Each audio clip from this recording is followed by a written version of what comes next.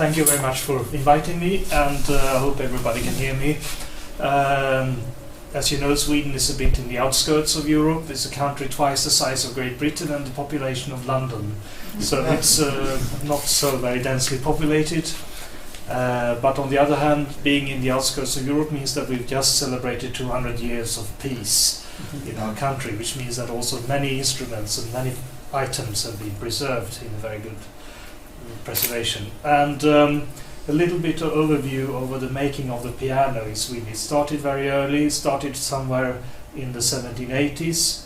And the interesting, very special things with Swedish piano making is actually that the square pianos were made parallel with the clavichords. As you probably know, the very big Swedish clavichords, more than 2 meters long, especially Per Lindholm was one of the great makers, but there were many before him. And he made also square pianos parallel with the clavichords, and the last clavichord we know was made in 1835. So that means that these clavichords also survived throughout the 19th century and into the 20th century.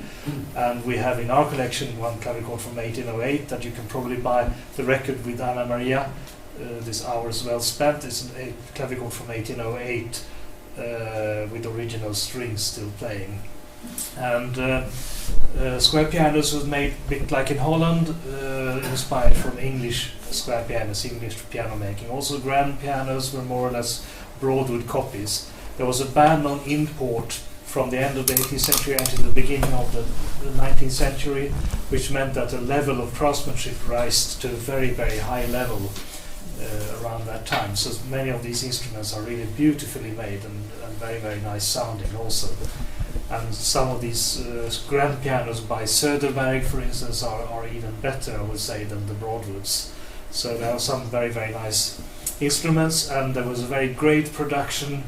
Of course, the number of piano makers grew to a great number and went on until, we can say, around the mid of 1970s. After 1974, I think there were no more piano makers in Sweden, so there was only imported.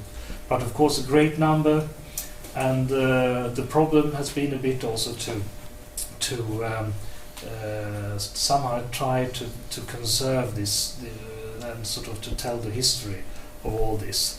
So of course, collections started quite early. So I think this is here. You. No? Left. Left. That's one. So the main collection in Stockholm is originally it's called the Museum of Music History, Musikhistoriska museet. Then it was changed name to Musikmuseet, which and then it's changed to Musik- and Teatermuseet, and now it's closed at the moment for repair of the building, and it's going to open again as Scenkonstmuseet, which means the Museum of Performing Arts, which is putting theatre and everything together, which means that the future exhibition, I fear, is going to be with quite few instruments actually. So probably most of the collection, especially the keyboards, will probably remain in the storage outside of Stockholm. As you see, they have 6,000 instruments, but are 350 keyboards, so some very, very interesting. For instance, one very interesting instrument is the combined clavichord and fortepiano by Matthias Peter Kraft from the beginning of the 19th century. So you can get the piano tone and also make the bebum of a clavichord. So that's, and also there is a Söderberg grand piano in their collection, and you can actually bicycle around in the storage of all those instruments in this. It's a fantastic collection, and of course most of their instruments are available online, so you can actually go in and look at the instruments and sometimes listen to some recordings also. They started in the end of the 19th century, and they used to be in the 1960s very much a playing collection. They had the piano tuner who went around and tuned all the pianos during the week, and you could play all of them. But then they discovered later on in the beginning of the 1980s that some of the instruments suffered quite badly.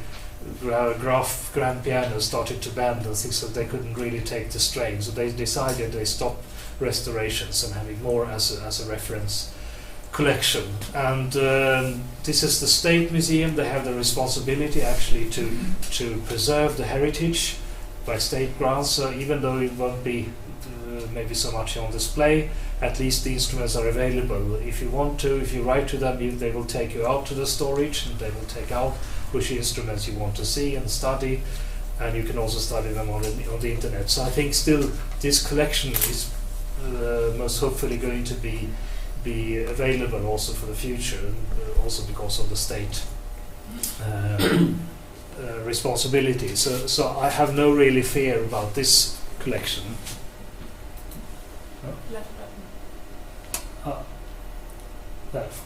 Yeah. Then we come to the museum where I'm the curator, which is 10 minutes walk away from the other museum. And we are a museum that was founded in 1920. The man who founded the museum, he was studying music in Paris around 1900. He was born 1882, Rudolf Nydahl. And then he had to return home to Stockholm to take care of his parents' wine shop, which was a private wine shop, and that was still allowed in Sweden. And he ran the wine shop until 1919, when it was monopolized by the state, which was a very, very expensive affair for the state. So they bought him his wine shop, and he got enough money to be independent, which meant that he could realize his big dream, which was to create a French music conservatory in Stockholm and to have a Musée de Conservatoire with it as well. And he started collecting in 1920 and founded his foundation, Stiftelsen Musikkulturens Främjande, means the foundation for the furthering of music culture. That means French music culture mainly. But anyway, it ended up to become only the museum, the collection, because I think it took most of his time, and it was so addictive to collect instruments that. And we also have 550 old instruments and 175 keyboards, but we also have 2,000 music manuscripts, we have 6,000 letters in autograph, we have printed music, we have books, we have furniture of composers, we have anything that has anything to do with music, something like about 26,000 items. And the collection has been finished. He died in 1973, and so he never saw his museum really ready. But we are now in the premises in the cellar of a house that belongs to the family, and the grandson of him is still the chairman in our foundation, but otherwise it's the foundation that owns the instruments. And he also gave the instruments to the foundation already from the beginning, so they never belonged to him privately.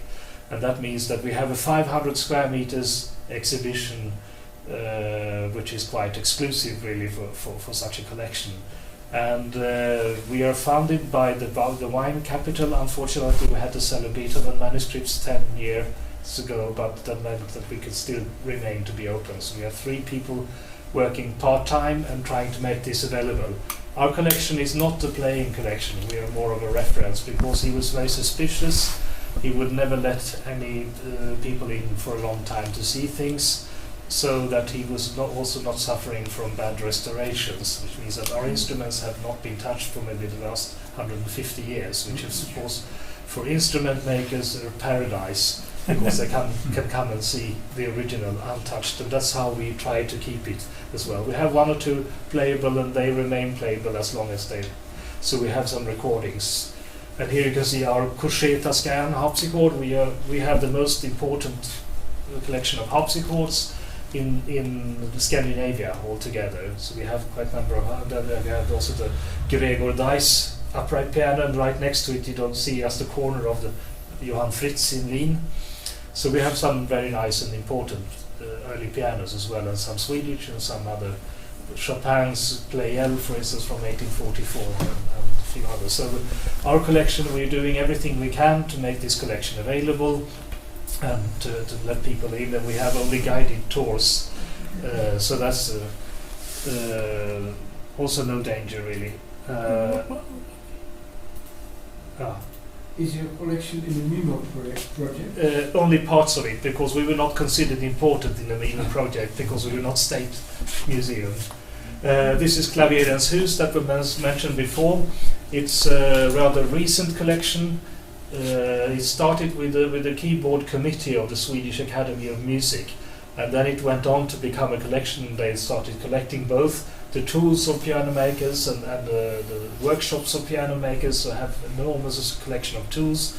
and then of pianos from the beginning of the 19th century until the most recent. And also, as you see, they have 161 reed organs, which was also a product of piano makers in Sweden. The reed organs were in every classroom in schools in Sweden. So that and the collection, of course, is a problem. This is a small town in north of Sweden, and it's very difficult to explain to the town authorities that they should really spend some money to keep this collection in their place. So this collection is still endangered. It can all end up on the dump if we're not lucky. And it's a problem, really, both administrative problems and financial problems. But it's a fantastic collection, really, for that period of. How much would you need to preserve it? Some millions, I would think. Yeah. Then we come to lots of keyboard instruments, pianos, and things are in manor houses and palaces, like in Holland also. So those have not been really much invented, but there are some very, very important instruments also where they sometimes need advice. This is the Löfstabruck Manor House, which has a harpsichord, among other things. And of course, in the same village is, and then you have lots of in private possession, of course, also lots of clavichords and pianos. And we're trying to and then also just to mention a little bit of other instruments in Sweden. We have about 250 organs in churches built before 1860, which also are well protected now by the antiquarian authorities. But you never know what will happen when they start closing churches. And this is the organ in Löfstabruck next to the manor house from 1728. And we also have around 300 organs built from 1860 to 1930. So of course it's not only pianos and other instruments, there are also the organs in Sweden, and try to make those those are of course still living instruments, still being played, but having a bad competition unfortunately now by electronic replacements, and where the organists find it's very convenient to transpose and do whatever you like, not having to pull the old stops. But of course we are fighting very hard to keep this. So as you see, Sweden is a very rich country of instruments, and you can find also in some of the regional museums, you can find lots of early keyboard instruments and untouched early keyboard instruments. So we of course are working hard to make this, to preserve this, but also make it known for the rest of the world. And lots of people who actually come all the way up to see us are quite amazed on how many nice and good instruments we have around. So I invite you all to come and visit our country, especially in the summer. It's very nice, and to visit our collections, and we'll do the best we can to make it available for you.